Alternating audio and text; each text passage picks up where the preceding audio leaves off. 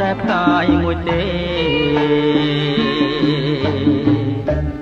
អបកាយអើយផ្កាយព្រះបងសែននឹកកាយស្នាតាផ្កាយដឹងឬទេ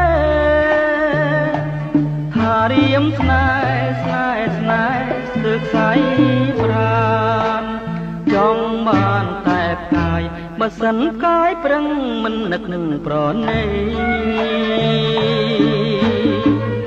រៀមស៊ូលាផ្កាយទាំងស្រស់ណោះស្ដា